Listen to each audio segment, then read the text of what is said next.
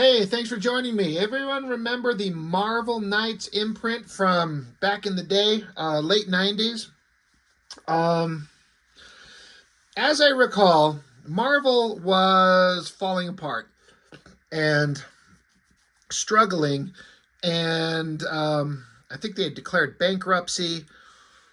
Things were going bad. The burst of the speculator boom of the 90s really fucked up Marvel for a multitude of reasons. I'm not here to get into it. We all know what happened. But then out of the blue, for some reason, they brought Joe Quesada on to kind of be, I don't know what, editor in chief, kind of like be in charge of the Marvel line to reinvigorate the brand.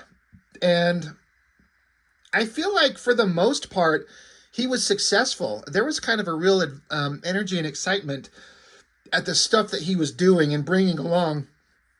Like he was drawing Daredevil with Kevin Smith writing. Um, the Inhumans book. I think it was Paul Jenkins and Jay Lee. Spectacular series. We'll get into that eventually. But they had some titles coming up that they were doing. And eventually they did Black Panther. This stuff that we see right in front of you. I picked them up just because, based on the excitement of the Marvel Knights line and what was going on, kind of interested in it. And I was a pretty good fan of Mark Texeria. I've heard people tell me that you say it Teixeira. I don't know if that's true. Everyone just calls him Tex because that's how he signs his work. So we're just going to call him Tex. But I was like, well, if nothing else, I'll pick these up for their art. And I haven't looked at these things in decades, like since they came out. And I'm digging through my old boxes out in my shed outside, and I'm like, oh shit, here's some Black Panther books. I know I'm not going to have anything to say about them really because I don't remember the story at all. Like, I could tell you a lot about the story of the Daredevil that Quesada drew with Kevin Smith writing because I enjoyed those and I read them multiple times over the years, and I think that they're good. These things, if I read them once when they came out and I put them down and never collected them again. I don't know how far it went. I've got up to issue 6 here. I don't know how far it went, but at least by issue 6, I was done. I'm like, all right, I got nothing. Black Panther is also a character that I was obviously very aware of, but again, I knew almost nothing about because in the 90s, I was reading X-Men and Spider-Man. The Avengers were nothing. At that point, in my mind and my kind of understanding, the Avengers kind of heyday had come and gone. I understood they were legacy characters. Captain America's awesome, Iron Man is awesome, Thor is awesome, but they were not the popular thing. X-Men was the premier brand of the time and were for years and years and years, and Black Panther is, of course, connected to the Avengers. So I was aware of him, but if I'd ever read anything with him beyond him being a peripheral character in the background, it was very, very limited. So I didn't know anything about the character, really. So I'm like, all right, well, let's pick up the book and see if I can get into this guy. Like, what can I see about this guy if there's anything interesting? I was not interested in the story that went on in here at all. There's some moments that are kind of cool as I remember them, but it didn't hook me. I became a fan of the Black Panther. This is kind of a, some people get frustrated when you say, oh my God, the movie version was amazing.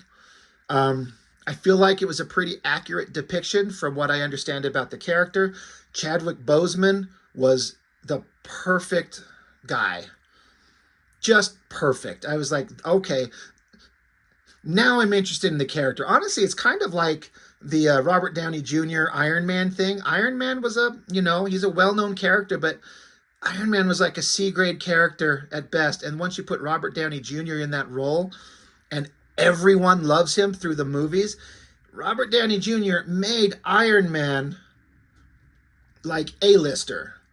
And I feel like Chadwick Boseman was like on the path to do the same thing with the Black Panther. I'm not trying to diminish the history and the interest of the character. It's just, in comics, in Marvel, he was well known, but when these were coming out, he wasn't he was like a legacy character, but no one was really paying attention to him. And I feel like if Chadwick Boseman hadn't unfortunately died from, I can't remember, was it pancreatic cancer or something like that?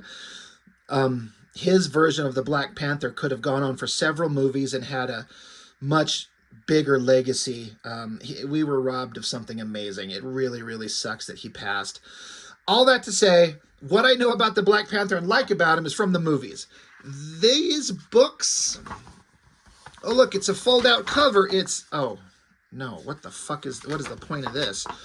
I guess they think like the interesting thing to do, Marvel was doing this for a little while, was putting like these inside cover fold-outs with kind of a breakdown of the character and what's going on. You got Black Panther, T'Challa, former member of the Avengers. He's a ruler of Wakanda, one of the few places in the world where the precious metal vibranium is mined.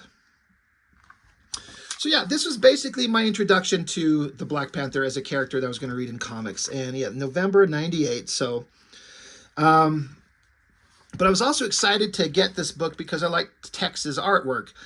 Flipping through these, I don't like what they did here. TEX's artwork looks best, in my opinion, when either A, he's painting it. I don't know if it's acrylics or oils that he paints. I guess I'm going to assume acrylics, but I don't know. But we've seen painted books by Tex, and they always look incredible. Tex is an incredible artist. Or if it's just like standard comic book stuff, pencils and inks, it looks so much better when he inks himself. It's got this rough, scratchy, angry, vibrant energy to it that just works. In this, it looks like they just took his pencils and were doing digital painting over it. And it's, in my opinion, it's okay at best.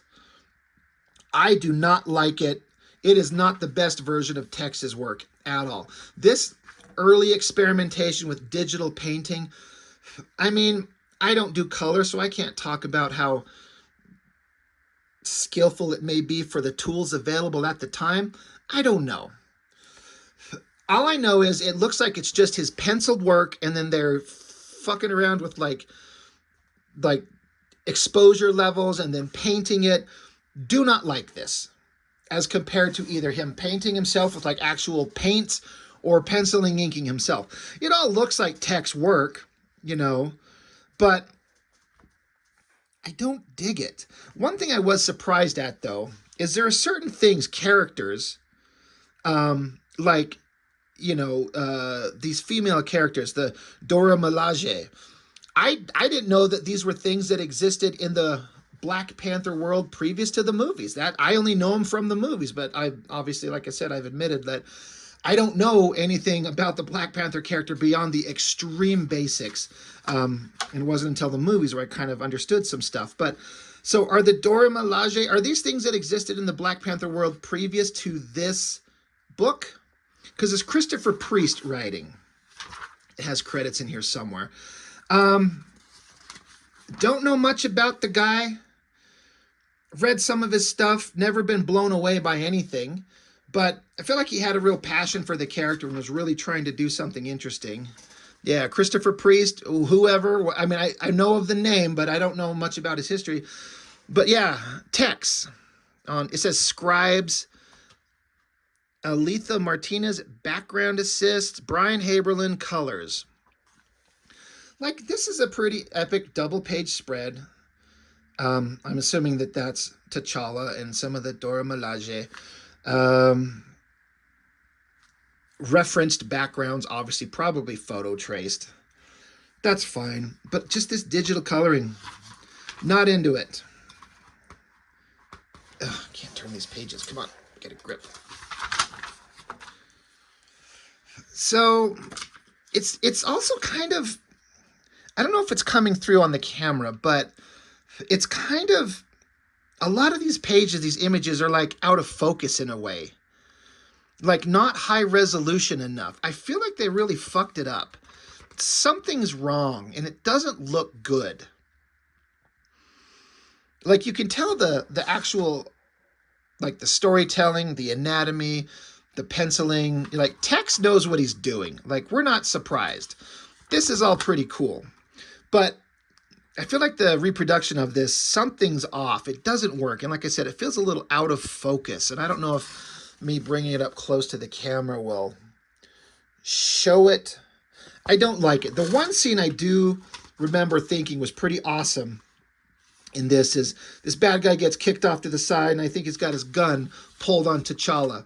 And so he's down here in the alleyway, and there's these lights above him. He's in the light, and then as he's walking towards us, he crosses out of light into shadow and into light again. And Black Panther says to the guy, take your best shot. I will offer no resistance, but then it'll be my turn. And I was like, oh shit, that's pretty intimidating. And it makes me go, all right, I'm starting to get a sense of just how powerful Black Panther is.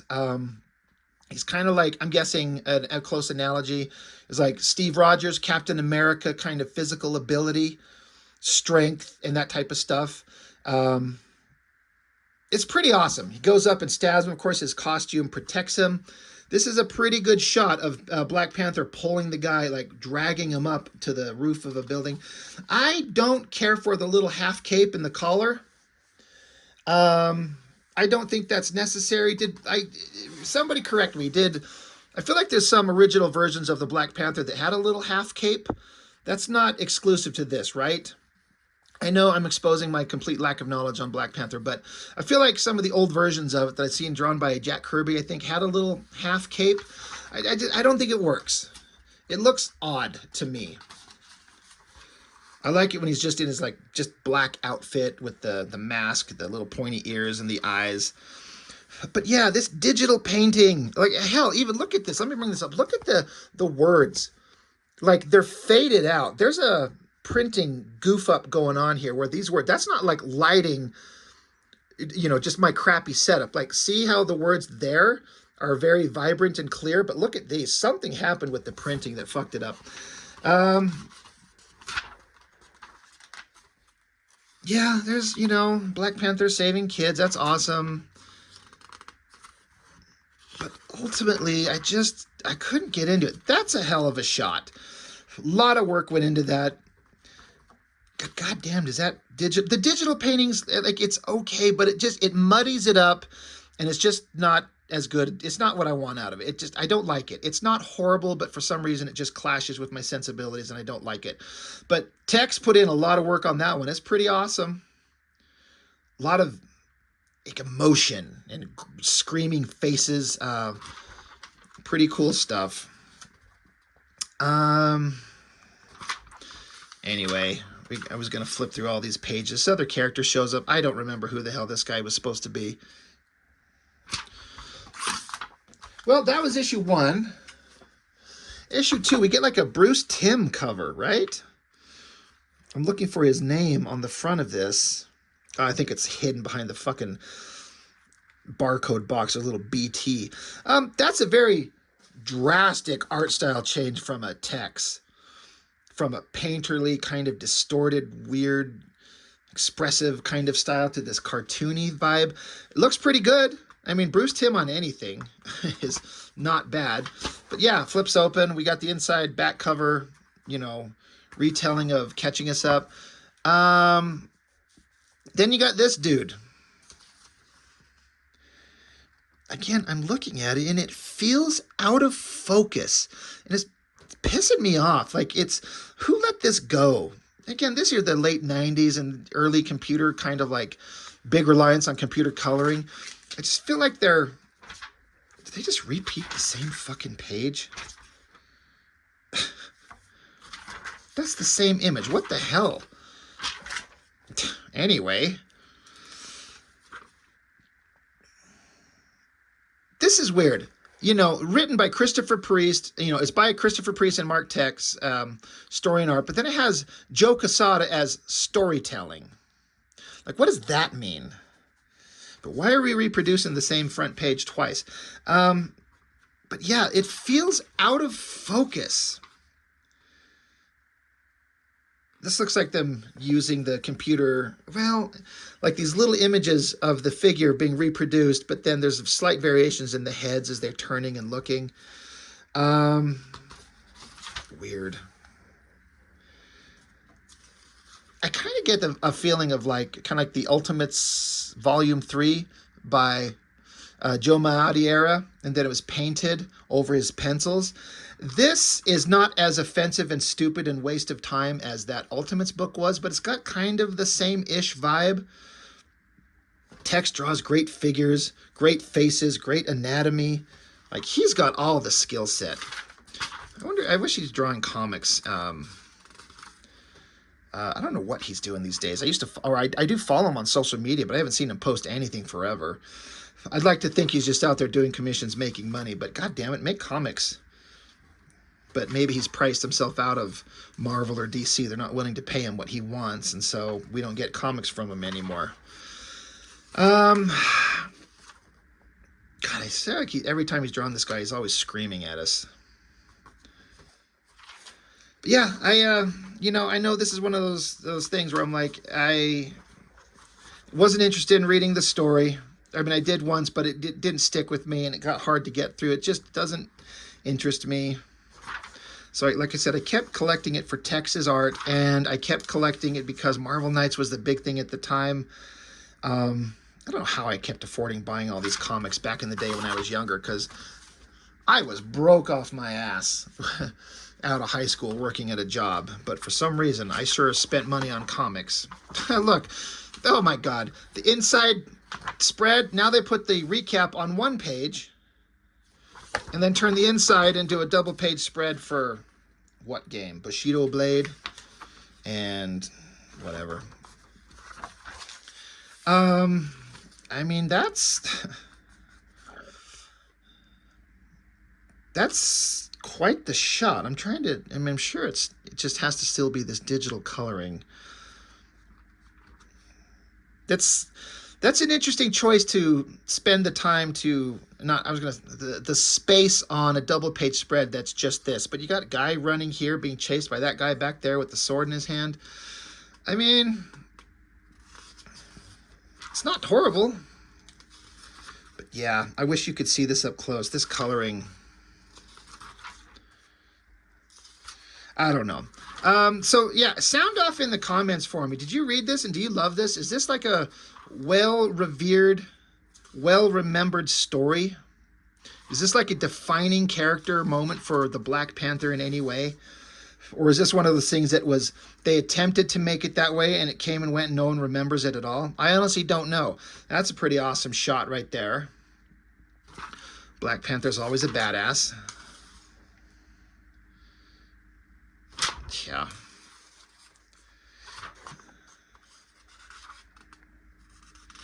There's another thing I keep thinking of is like, I wonder if Tex has all these pages in his possession. Does he keep them? Did he sell them off somewhere?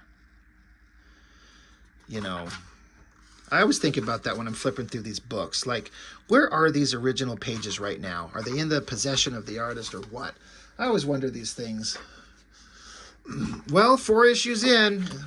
Oh, they finally abandoned the little fold-out cover thing. Thank God. It's so dumb. God.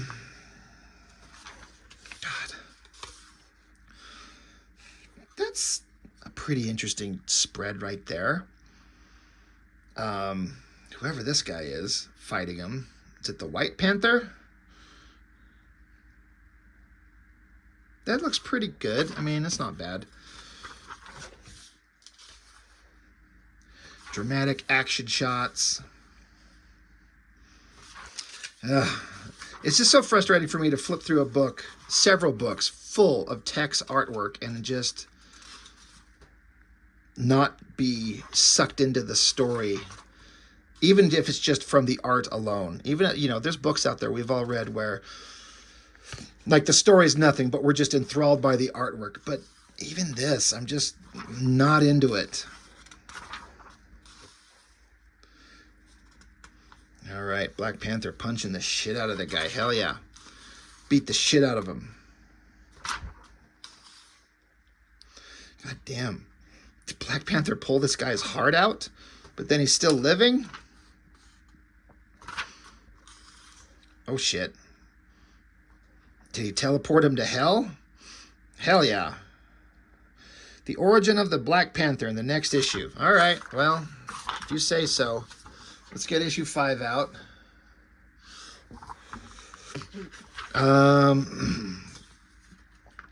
So Vince Evans, guest artist. How do you follow up TEX? I've never heard of Vince Evans. No idea who that is. And taking it at a glance, he's another one of these guys that's got lots of drawing skill and zero excitement. Oh my God, these are boring. Oh. Competently drawn. A little goofy looking. People sitting on the car. The proportions are a little weird. God, this guy looks like Marty McFly. This stuff is boring. That's rough. That's the thing about Tex. He's got some kind of vibe. He's just one of those guys. Like, this is like a probably a reliable fill-in artist who would show up and draw the book and let the next issue get out on time, and no one fucking remembers him. No one will speak your name through history because there's just nothing interesting going on here. Now watch, I've said I don't know who the artist is, and you guys might chime in like, are you fucking kidding? This guy's got a huge career. He's amazing. You're stupid for not knowing who he is, and that's fair. But looking at this stuff, it's like good anatomy, but god damn, is this boring. It's boring as compared to Tex. But I would not pick up this book based on the art alone. I just was kind of doing it out of habit. Issue 6, this is an interesting one. Joe Jusko, the painter. We all know him. He drew this issue, and it looks like the same thing that Tex was doing. It looks like it's taking his pencils and just going straight to coloring. Let's see. And Joe Jusko, he's good. Like, I mean, obviously. How much sequential storytelling pages has he done in his life? Not a lot. And he's kind of one of those like painter guys that does covers and shit, and he's really good. This is all pretty well done, but it's not as interesting as Tex's work was. Man, what a firm ass cheek shot going on there. Good Lord. That's a pretty dynamic shot of them fighting. Yeah, that's not bad at all. But yeah, Craven the Hunter showed up for some reason. Yeah, wait, like in the middle of the book, here we get the credits. Joe Jusko, guest artist. You know, big crowded shot of a bunch of people. It takes a lot of effort. It's boring. Each one of these illustrations, this is the thing with that, I almost said Alex Ross, oh my God, for Joe Jusko, if you take any panel and just focus on it by itself as a piece of artwork, it's amazing. But in terms of like kind of exciting, interesting sequential storytelling, like when it's so heavily referenced and rooted in life, it tends to be boring. Like, you don't ever see Joe Jusko do a double page spread where it's just a close up on two people's faces, just like right in your face, you know, bam, super close. It's all like these mid-range shots. You know, look at all these mid-range shots of everyone fighting. The cat is beautifully done. So it just kind of is like boring. Mid-range stuff, mid-range. That's when you're so heavily reliant on photo reference. That is just an actual photo. That's fucking hilarious that I said that. I was not. That is a fucking photo just placed in there. Who wants to draw that? Draw an elevated scene of New York City with thousands upon thousands of people crowded everywhere. Oh, fuck no. I'll go out and take a picture and then just put it in the comic. But yeah, when you're basing everything so heavily on life, it's not dynamic and exciting. But again, if you love Joe Jusko, I get it. I like him too, but I don't know. Black Panther from the Marvel Knights line, issue 6, 5, 4, 3, 2, 1. Kind of just forgettable to me. But again, you guys tell me, is this something that you remember? Is this something that was a big deal? in terms of what it did for the character and what you remember, because it doesn't seem like it to me, but what do I know? I don't know shit. Anyway, I guess that's all I got. Black Panther, he's an awesome character. I'm not saying that he's not. I don't think that these really helped. But correct me if I'm wrong. Anyway, that's all I got. Thanks for watching. See you next time.